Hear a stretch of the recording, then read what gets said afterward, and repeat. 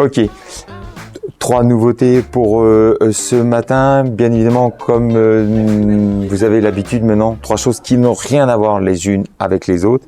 Et alors là, par contre, je vais rentrer un peu plus dans le détail par rapport à la dernière fois, par rapport à ce marathon de nouveautés. Donc, j'avais été plus court dans les explications. Là, je vais être un peu plus long, mais en guise de préambule, je vais vous expliquer quelque chose. Donc, je me permets de vous dire que pour présenter ces 3 nouveautés ce matin, en fait, il sera plutôt de question au départ, je trouve, en termes de préambule, de sensation, bien plus que de présentation sur qui sont ces artistes.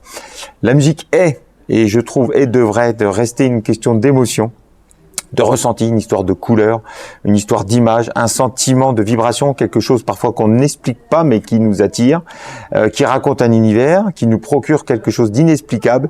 Voilà, elle ne veut pas forcément rationnel et ça c'est propre à chacun bien évidemment.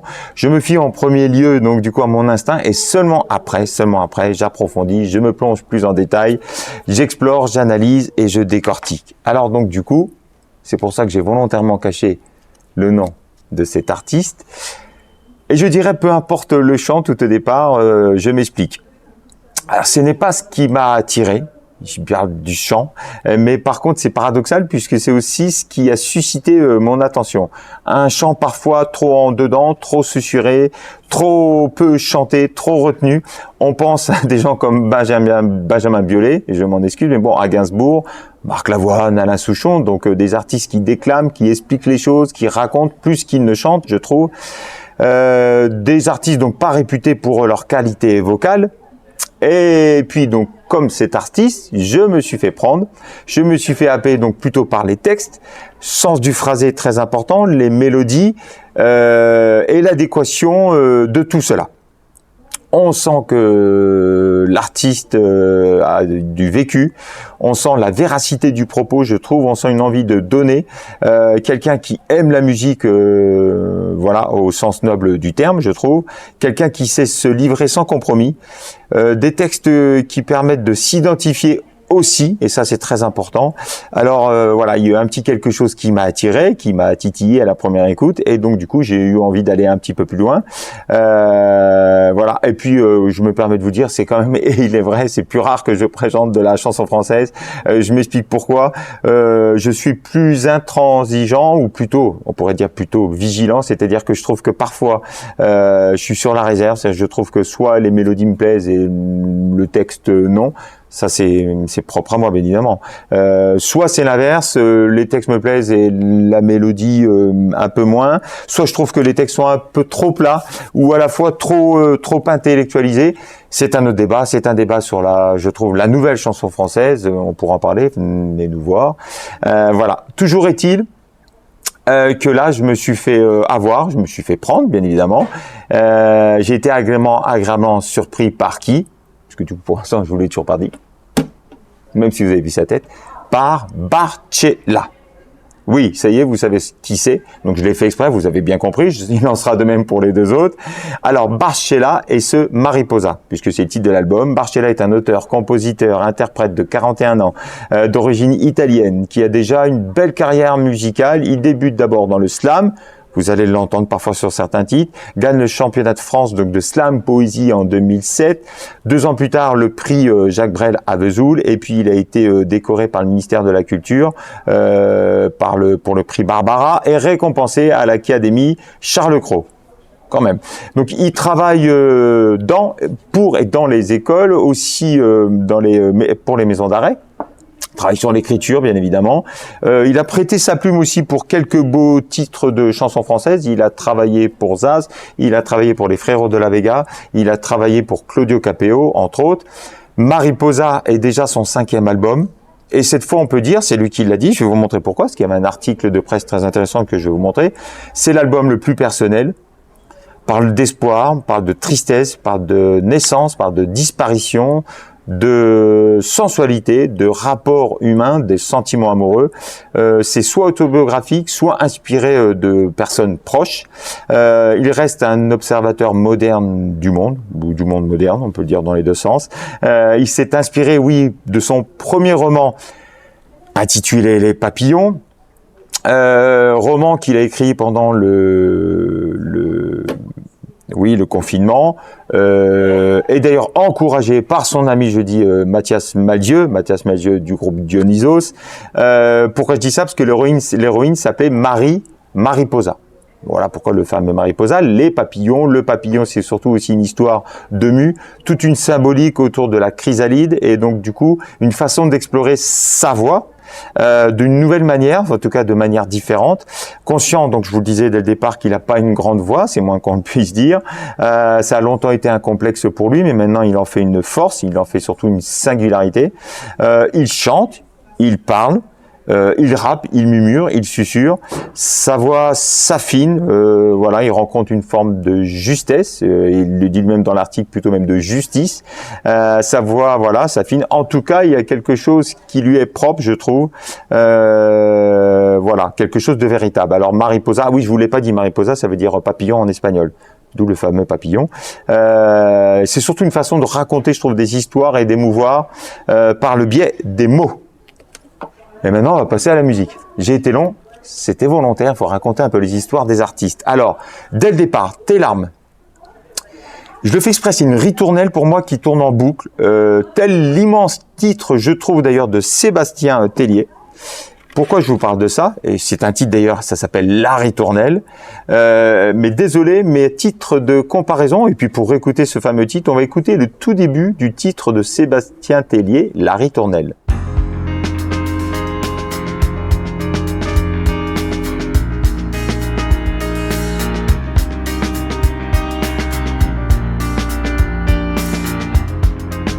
Voilà, et donc tout de suite le début du titre de Barcella.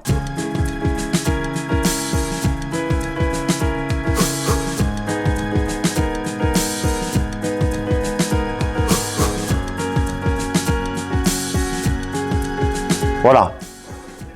Juste pour dire, voilà, à titre de comparaison, je trouve qu'il y a des similitudes. Donc, ceci étant dit, alors maintenant, un titre, je trouve, sur l'expression des sentiments qu'on croirait écrite et chantée par Benjamin Biolay. C'est chanter, parler, susurrer, suggérer.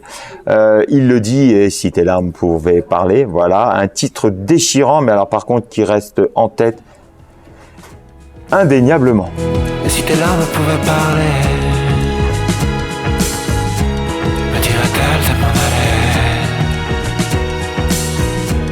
si tes larmes pouvaient parler, me demandera-t-elle de rester? Y'a plus de capitaine à bord. Voilà. Le titre qui suit, Bienvenue. Bienvenue à qui? Bienvenue à son enfant. Donc c'est une chanson sur la naissance d'un nouveau venu, mais qui va bien plus loin puisqu'il est aussi question des rapports avec son ex-femme, puisqu'il parle donc de la séparation. Relation aussi avec son père, et je dirais même plus loin entre son père et sa mère, puisqu'il le dit, préférait les coups aux caresses entre eux, je cite bien entre eux parce qu'il a eu de très bons rapports avec son père. Donc un texte tendre et dur à la fois, c'est slamé. On est proche d'une diction de façon Orelsan, je trouve. J'ai choisi un passage volontairement sentimental. Ta mère me dit qu'il faut y croire quand même, ainsi soit-il puisque le vent nous mène. Là où tu ris mon rayon de soleil, là où je suis ton pays des merveilles. Y a pas le wifi mais on se capte quand même, dans les non-dits la pudeur se promène. Le paradis c'est ta main dans la mienne, et je polis ton cœur de porcelaine. Dans tes prunelles l'horizon me ramène à l'essentiel comme un aimant rebelle. J'ai beau me dire que la roue est cruelle, te voir grandir est un cadeau du ciel. Si tous les pères s'étaient fait la promesse de mettre un terme à la... Alors, le titre qui suit, alors le grain de beauté, donc toujours ce grain, oui, ce grain de beauté, grain dans la voix, facile. C'est-à-dire quand je dis ce grain, cette voix susurrée, un style encore, je suis désolé, mais à la Benjamin Biolay, moi c'est moi qui le pense. Et puis c'est presque comme une tradition française, c'est-à-dire une mélodie, j'appelle ça des mélodies valseuses, donc comme une petite valse, sur ce grain de beauté, sur ce tatouage sur la peau de la promise qui la singularise. C'est beau, c'est poétique, niché sur ta peau d'azur, j'aime l'idée que seul moi la connaît. On écoute ce fameux grain de beauté.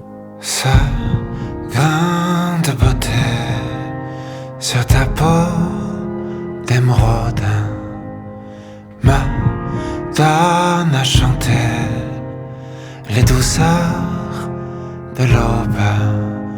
Ce grain, celui-là, Souris-moi, alors je trouve très gainsbourgien, parce que je vous ai aussi parlé de Gainsbourg tout au départ, que ce soit sur les accords d'arpège à la guitare ou au chant. Une fois encore, c'est joliment dit, c'est très imagé, c'est riche de sens, sans être incompréhensible, et ça, voilà, ça j'aime. Désolé. Donc une ode à une certaine Rosanne, qu'on imagine comme une muse, ou comme à l'époque justement Jeanne Esser. Souris-moi, à faire rougir la lune, puisque tout se résume à ça, puisqu'on est ici-bas, toi et moi.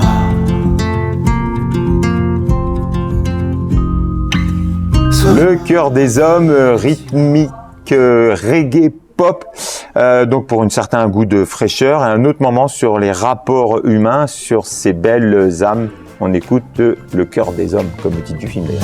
Sur tous les chemins de traverse, dans toutes les larmes de l'automne, j'ai cherché la perle dans le cœur des hommes. Aux quatre coins de l'univers, j'ai tout esquinté, ma boussole, à chercher la perle dans le cœur des hommes. Et je me demande... Donc je vous le disais, de l'autre côté, donc titre très déchirant, comme un titre d'adieu justement au père qui vient de disparaître. Il se remémore donc la tendresse qu'ils ont eue entre eux. Il a peur, il le dit, a peur de errer seul, peur de ne pas se souvenir de sa voix, la voix du papa, et peur aussi de ses similitudes de l'autre côté. Tu sais papa, je n'oublie rien de nos années de tendresse, de ma main dans tes cheveux bruns, tes mains douces et tes caresses. Paraît que mes yeux sont les tiens, paraît que j'étais faussette. Lorsque ton souvenir me revient, j'aimerais que le temps s'arrête. Ici la vie va vite et le monde est... Les jours de pluie, alors désolé, mais on pense une fois encore à Benjamin Biolay, et surtout cette petite note de piano, souvenez-vous du texte écrit par Benjamin Biolay, justement pour son fils, ça s'appelait Mon héritage, j'ai pas pu sortir l'album, il est au Val d'Oron, mais je vous conseille cet album qui s'appelle d'ailleurs La Superbe, qui avait été d'ailleurs récompensé partout. Mon héritage, écoutez-le, on est dans cette façon de raconter, voilà, non chanter pour plus de précision quant au sens du texte, voilà, les désillusions, pardon, le vague à l'âme, et aussi, encore une fois, un très très beau texte. Au vague à l'âme, j'ai mal à l'être, à trop disséquer mes ivresses. Sur la feuille, l'élan se disperse, plus une colombe à ma fenêtre. Au large, un air de fausses promesses, et comme d'hab, l'histoire se répète. Ça vend du vent, ça vend du rêve, mille douceurs dans la voix des traîtres. Je connais trop ces mascarades, ça joue les frères, les camarades, et sous les sourires... Et on finit avec les fausses promesses, justement, guitare folk, sur ces faux semblants, et on se dit que Barcella, honnêtement, a une force captivante. Que restera-t-il de ce rêve qu'on susurrait du bout des lèvres, de ces embellies magiciennes, du feu de tes mains dans les miennes? À l'amour, que restera-t-il de cet équilibre fragile qui fleurissait nos heures d'hiver, des mots doux sur nos étages? Voilà, moi je trouve, voilà, il se dévoile sans que le pathos se soit convoqué, beaucoup de moments personnels, je l'ai dit tout à l'heure, mais mélangés aux histoires des autres. On ressent son rapport affectueux au monde qui l'entoure, et pour ceux qui veulent aller plus loin, je vous le disais tout à l'heure, n'hésitez pas, en fait nous avons des revues, donc dans un des francophones, il y a tout un article sur Barcella, l'effet papillon forcément, et donc c'est là aussi où j'ai lu beaucoup de choses sur cet album très très personnel, hein, il en est question, il y a des grands titres, mes chansons s'inspirent de nos vies, elles dessinent ce que je vois de ma fenêtre, j'ai découvert dans ma voix un velours que je ne lui connaissais pas, sur scène je ressens un sentiment de complétude, et ainsi de suite, ainsi de suite.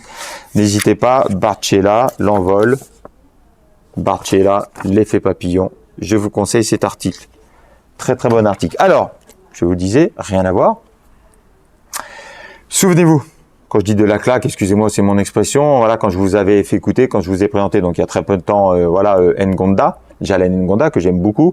Bien voilà, pour moi ici, là, c'est presque le même phénomène, voire même amplifié, le même propos en tout cas de départ, à savoir, j'ai encore volontairement caché le nom. Malin le Ludo. Donc j'ai eu la même sensation, voilà, une grosse émotion à l'écoute de cet artiste qui m'a donné des frissons, bien évidemment. Idem, on ressent un musicien qui ne joue pas, alors sans faire de mauvais jeu de mots, mais qui ne joue pas simplement pour plaire, simplement pour faire comme tout le monde, ou simplement associer des notes, voilà, faire de la musique pour faire de la musique. Non, c'est bien plus que ça. Ça respire le vrai, on va l'écouter, vous allez voir pourquoi surtout. Le sentiment, la sensibilité, une impression de vouloir transmettre une histoire, surtout son histoire. Il fait partie, fera partie même des albums où tout est bon. Je trouve qu'il n'y a pas un titre en demi-teinte. Pas un seul à laisser de côté. Il fait aussi partie pour moi de ces artistes, j'appelle ces artistes qui peuvent composer seuls avec une guitare, ça pourrait être un autre instrument. À cela va se rajouter bien évidemment tous les éléments de studio après, tous les artifices si je peux dire, mais bon pour nous émouvoir, pour nous transporter un petit peu plus loin. L'orchestration, voilà, comme appui, qui impactera un peu plus, bien évidemment, qui va ornementer, qui va agrémenter, qui va colorer, comme j'ai l'habitude de dire, mais qui ne trahit en aucun cas, justement, la composition de départ. On se situe du côté d'un Michael Kiwanuka. Donc, je vous remonte un album de Michael Kiwanuka, surtout celui-ci que j'affectionne, voilà, Love and Hate. Michael Kiwanuka, qui est d'origine ougandaise, voilà, je vous le dis, mais qui est anglais. Voilà. On se situe aussi et surtout, alors n'hésitez pas, alors lui il est d'origine kenyane, souvenez-vous de ce petit jeune, encore très jeune, J.S. Ondara, folk, soul, donc d'origine kenyane. Je dis ça, les origines, c'est très important pour l'addiction de cet artiste-là. J.S. Ondara qui vit à Minneapolis. Qui vivait à Minneapolis? Prince. Je l'ai dit pendant, c'est très bien. Donc voilà. Et aussi parfois proche d'un phrasé, et c'est très important, je le pense, donc je le dis aussi d'une ayo ou d'une... Alors c'est marqué Assa, mais on dit Acha, qui est franco-nigériane. Et parce que pour moi, justement, je trouve que c'est des gens qui transmettent une émotion seulement dans la formulation, ce que j'appelle ça une formulation américano-africaine, singulière, voilà. Donc un artiste envoûtant, j'ai encore caché le nom, vous allez le savoir après. Un album qu'on écoutera et qu'on réécoutera des dizaines et des dizaines et des milliers de fois. Alors, voilà, tellement de choses à dire sur, après vous le verrez, Abraham Alexander. Oui, je l'ai fait aussi exprès. Et son impressionnant premier album, Sea Sons. Alors, il est né en Grèce, de parents d'origine nigériane. J'ai pas dit nigérienne, j'ai dit nigériane. La plage, la Grèce, idyllique, pas sûr, une forme de fausse liberté, puisque donc beaucoup de tensions raciales auxquelles ils étaient confrontés à l'époque à Athènes vont obliger la famille à déménager aux États-Unis, au Texas. Je dis parce que ça a son importance. Oui, c'est pas forcément mieux, mais bon, mieux qu'à une certaine époque en tout cas. Alors, il n'a que 11 ans à cette époque-là. Voilà, c'est d'ailleurs une représentation de ce lieu de rêve qu'on retrouve sur la pochette. Quand je dis représentation, c'est même une peinture, mais à la base, c'était une photo, je vais vous en reparler. Une dernière baignade avec l'un de ses frères et des amis, justement, avant de partir pour les États-Unis, ça a son importance. Il parle seulement le grec et le yoruba, donc un dialecte, quand il arrive aux États-Unis. Sa vie va être doublement, je dirais presque triplement bouleversée, puisque peu de temps après son arrivée aux États-Unis, pardon, je rigole, mais c'est pas marrant, sa mère va être tuée, en fait, puisque, oui, à cause d'un conducteur ivre. Je le dis parce qu'il en parle dans ses paroles, ivre, qui du coup roulait en contresens sur l'autoroute. Sa mère, sa base solide qui comprenait son amour pour la musique, venu sur le tard, il devait être footballeur professionnel, il a eu une grosse blessure. Ça arrive souvent chez les sportifs. Son père ne prend pas ses responsabilités. De plus en plus distant, s'ajoute à cela la maltraitance, oui, il le dit aussi, des cicatrices racontées dans ses textes. Il est perdu, il est isolé, il se plonge donc dans le travail, dans les études, pour devenir physiothérapeute, en route vers un doctorat. Il sera placé en famille d'accueil, il va entraîner quand même jusqu'à 4 équipes de football, puisqu'il reste quand même fan de football, travaille en clinique, il va même être caissier de banque, où il va faire tout ça. Pour un seul homme, c'est beaucoup, surtout qu'il est encore très très jeune. Et puis, donc un ami lui offre donc une guitare et la musique arrive justement comme exutoire, c'est devenu même une thérapie. Et là, une rencontre, pourquoi je vous ai parlé du Texas, fortuite avec qui encore? Je vais vous montrer 2 albums. Léon Bridges. Léon Bridges, c'est la star de soul au Texas, véritablement. Je vous montre une photo de Léon Bridges. Écoutez cet artiste, véritablement, moi j'aime beaucoup ce qu'il fait. Il a un grain de voix magnifique. Et n'hésitez pas à redécouvrir son premier album, Coming Home, voilà, qui était vraiment excellent. Plus acoustique, moins orchestré, voilà.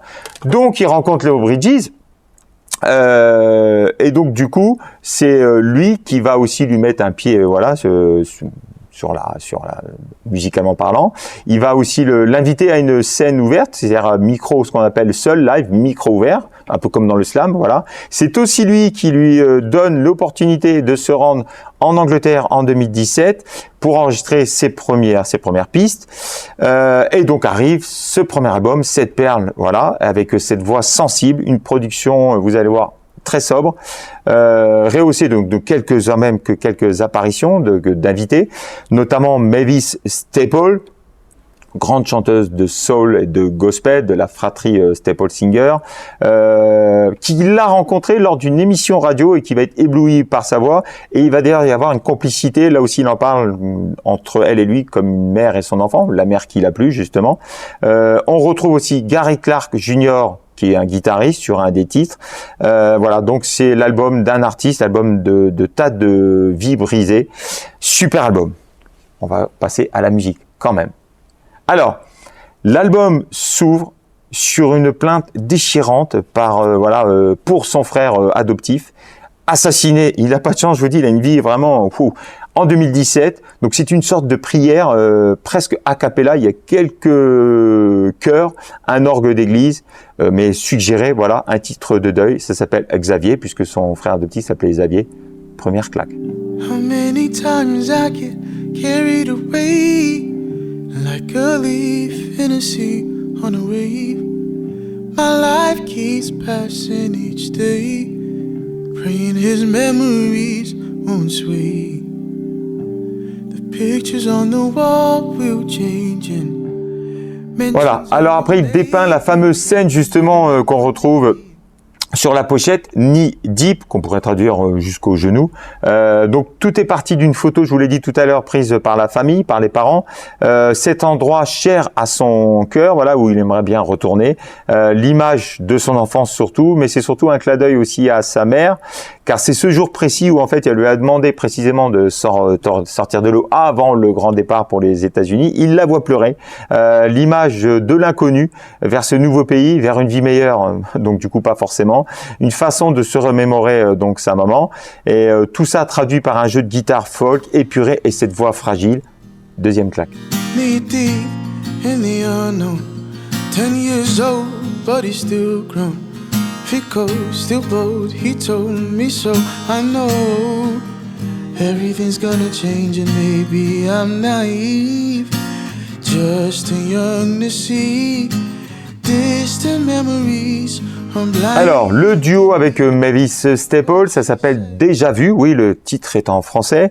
Pourquoi Déjà Vu? C'est l'histoire inspirée en fait du jeune Khalif Browder qui s'est suicidé après un séjour injustifié de 3 ans d'emprisonnement. Voilà, donc l'histoire se répète, l'histoire de Déjà Vu. Voilà pourquoi le titre. Avec donc cette grande dame de la soul et du gospel. Je vous montre un album de Mavis Staple. Le dernier album, on retrouve aussi Ben Harper dessus. Là, je vous ai sorti un ancien. Vraiment, si vous ne connaissez pas Mavis Staple, grande voix avec un timbre. Et je vous montre un album de la fratrie des Staple Singers, voilà, qui faisait du chant, voilà, de gospel, des chants d'église à l'époque. Voilà. Donc avec cette grande dame, donc du coup voilà, et le titre, oui, Déjà Vu, on écoute. Tell the truth, it'll set you free. Preacher's words ring loud in me. Blind lady, hear my plea. Justice, no heresy, but you're not listening. Modern day slavery. Voilà, donc l'autre participation avec donc Gary Clark Jr., donc qui est guitariste. Le titre s'appelle Stay. C'est une titre soul. Ah oui, d'ailleurs Gary Clark qui l'a rencontré dès sa venue en Angleterre, tout en douceur, tout en émotion. Am I the one to blame?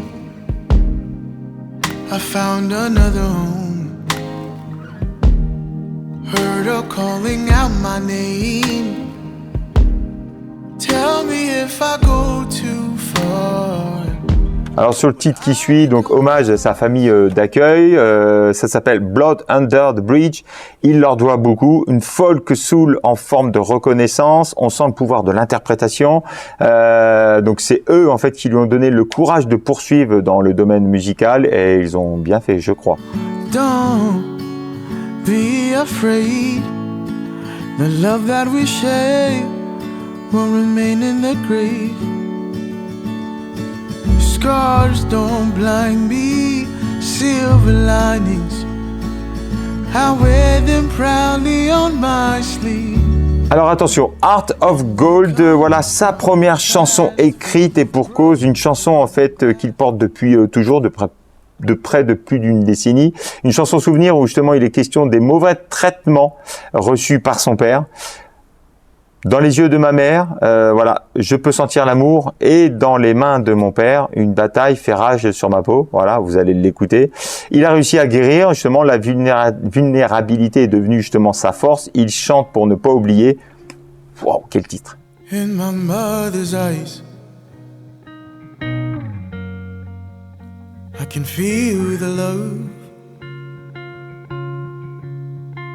And from my father's hands,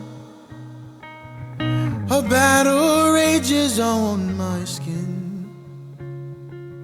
Dans Today, il se souvient donc du coup encore sa mère et aussi donc de ses deux frères, une sweet soul très très épurée. If I was to die today, what is it I would tell you?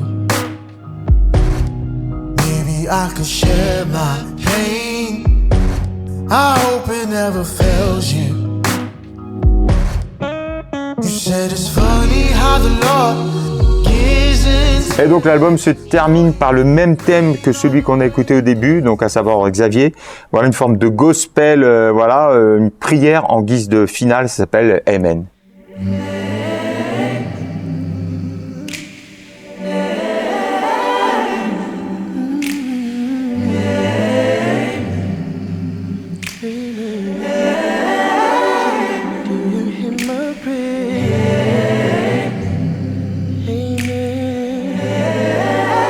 Voilà, je trouvais que c'était important de reconstruire toute l'histoire de cet artiste, c'est aussi ça l'histoire d'un album. Je vous l'ai dit, transition, rien à voir du tout, mais comme les deux autres, donc quand on écoute pour la première fois cet album, on sent tout de suite qu'on est en terrain connu, c'est-à-dire qu'on ressent une maîtrise de ce style, à savoir donc l'électronique, voilà, que toute une palette sonore se projette. C'est à la fois moderne et historique dans le traitement, c'est à la fois frais et truffé justement de références. On ressent donc du coup la perfection du détail, mais aussi le lâcher prise, une mécanique bien huilée sur ce qui a fait ce style. Voilà, une ouverture d'esprit, une forme aussi d'avant-garde, un style musical qui pourrait paraître daté. On penserait avoir tout entendu, mais voilà, encore une fois, c'est truffé de ce que j'appelle de bidouillage. On se surprend à redécouvrir l'électro d'une nouvelle manière et en cela, on sent le sens du mastering, de la production, tout autant que la composition, que la production. Et pour cause, on a ici affaire, j'ai été beaucoup plus court, au légendaire The Chemical Brothers, oui. Donc tout aussi bon dans la production que dans l'exercice de la composition. Les Anglais Tom Rowland et Ed Simmons en connaissent un rayon depuis plus de 30 ans maintenant. C'est le duo essentiel de la fusion des genres entre électro-rock au même titre que The Prodigy. Je vous montre un album de The Prodigy, dernier album de Prodigy. Ça a son importance, ou au même titre que Fatboy Slim. Voilà, entre autres. Donc c'est les Chemical Brothers. Alors, il faut savoir qu'à la base, ils s'appelaient les Dust Brothers, mais pour pas faire la confusion avec un autre groupe du même nom américain, eux, les Dust Brothers, ils ont changé en Chemical Brothers. Et d'ailleurs, Gilles Verland, qui est un musicologue, journaliste belge, s'amusait à les appeler les Alchemist Brothers. Alchemist Brothers, c'est pas faux. Donc, ils sont à l'origine du mouvement Big Beat. Oui, c'est ce style électro-rock avec des gros sons, des gros breakbeats. Depuis les années 90, deux camarades d'enfance forment donc leur premier groupe au lycée et leur première démo dès 1989. D'ailleurs, on date le mouvement Big Beat dès 1989. Sortent aujourd'hui donc leur 10e album. Encore, je trouve pour moi un album de référence. Une ode au dance floor, au gros son, au beat surpuissant, aux sonorités électro-virevoltant. Il procure toujours une irrésistible envie de danser, un groupe qui a beaucoup bourlingué live, et ça s'entend encore une fois sur cet album. Pourquoi je dis ça? Parce qu'en fait, il n'y a pas de blanc entre les titres. Tout s'enchaîne comme un set live. Voilà, donc la fête est lancée, bien évidemment. Maîtrise du sample aussi, des loops, donc des boucles. Voilà, ils maintiennent tout le long de l'album ce rythme live fou, comme une rêve, partie intergalactique, comme une euphorie stroboscopique et hypnotique, un disque de tube club, je trouve. Bref, vous l'avez compris, une euphorie dance floor, house, electro-rock, big beat surtout, justement, sans temps mort. Et donc, du coup, on va écouter. Alors, après une très, très courte introduction qu'on peut passer, le premier titre s'appelle Live Again. Voilà, qui envahit donc justement tout l'espace stéréophonique. Voilà. Euphorie Big Beat, en compagnie de la chanteuse française Allo Maud, qui s'appelle en réalité Maud Nadal, en fait, qui est une guitariste de formation qui joue beaucoup pour des groupes indépendants, mais qui chante en anglais sur ce titre-là.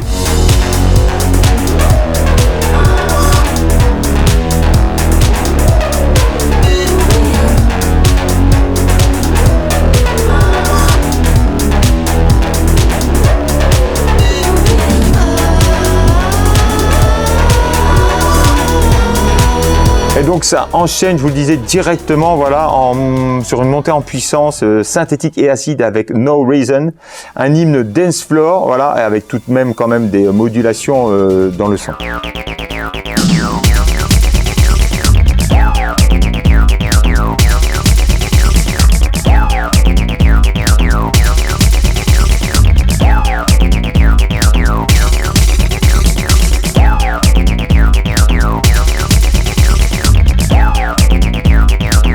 Donc on a écouté ce mode répétitif et additif, donc 13 années 90 quand même un peu. Sur celle qui suit Goodbye, donc on retrouve la touche breakbeat dont je vous parlais et electrotech, voire un peu même drum and bass, voilà, qu'on connaît avec The Prodigy. Rappelle aussi les samples soul de leur album précédent. Il y a de l'electro house, il y a des sonorités acides. Goodbye.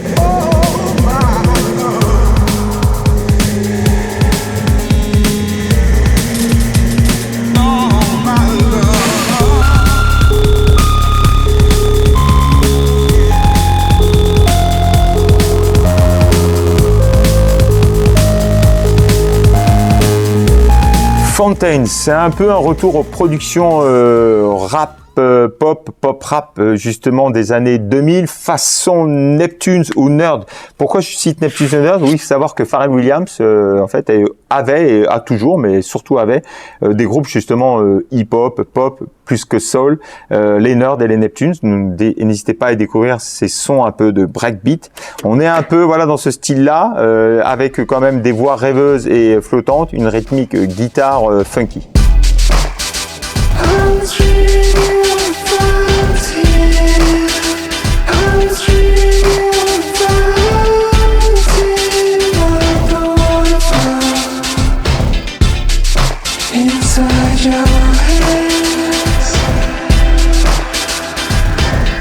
Magic Wand démarre également, je trouve, comme un Smash My Bitch Up. Souvenez-vous ce grand titre de Prodigy.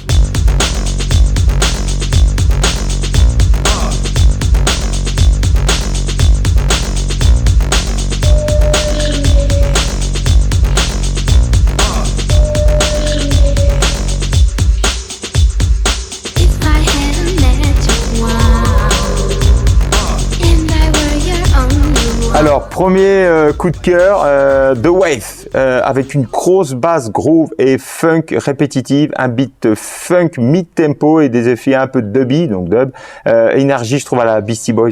J'adore ce riff-là.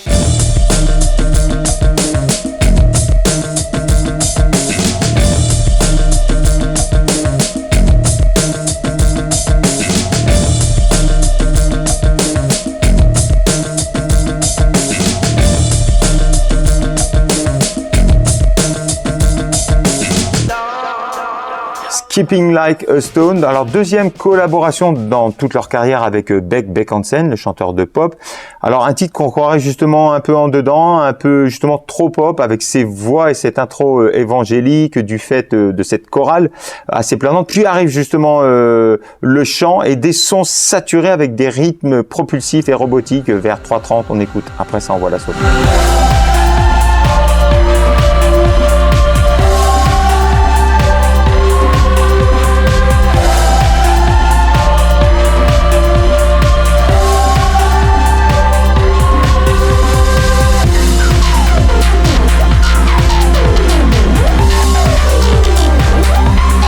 donc on termine avec mon deuxième coup de cœur, Feels Like I Am Dreaming, une tech house saturée à fond, un titre très rêve et où tous les potards, donc potentiomètres, sont boostés à fond. Voilà, pas de compromis sur ce titre-là, c'est fait pour se lâcher et pour vos fêtes de fin d'année. Disque du 1er de l'an.